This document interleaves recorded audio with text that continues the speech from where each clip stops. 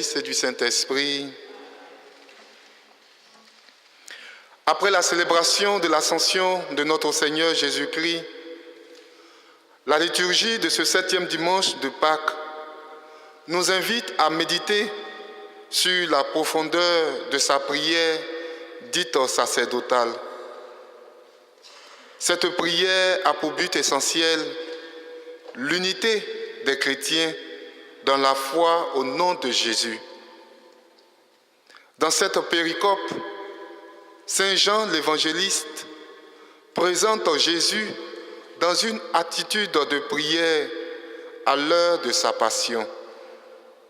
Il prie en s'adressant à Dieu son Père et notre Père pour lui-même et ses disciples afin de les réconforter. Père, dit-il, l'heure est venue. Glorifie ton Fils afin que le Fils te glorifie. La gloire dans la mentalité hébraïque est par excellence l'apanage du roi. La Bible a su lier cette notion de gloire à des valeurs morales et religieuses.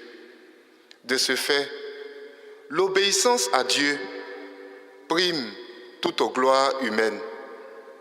En Dieu est le seul fondement solide de la gloire.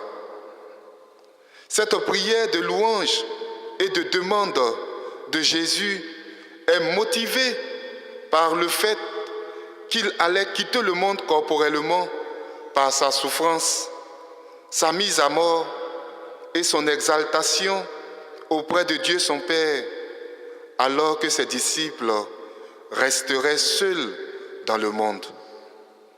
Pour suppléer à cette absence, il prie le Père de les faire entrer dans la dynamique de la vie éternelle, qui consiste à connaître et à aimer le seul vrai Dieu et celui qu'il a envoyé, Jésus-Christ, par la puissance du Saint-Esprit. À travers l'événement de la croix, devait advenir la glorification du Fils. Cette glorification du Christ trouve son achèvement dans les prières et les bonnes œuvres de l'Église naissante. Les chrétiens, par leur communion au mystère du salut, se savent non seulement ressuscités avec le Christ, mais aussi citoyens des cieux.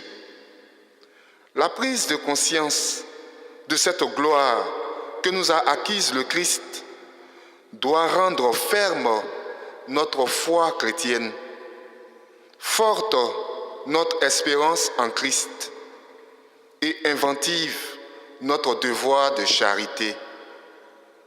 Malgré les tribulations que connaît toute existence humaine, que la gloire soit rendue à Dieu qui est Père, Fils et Esprit Saint.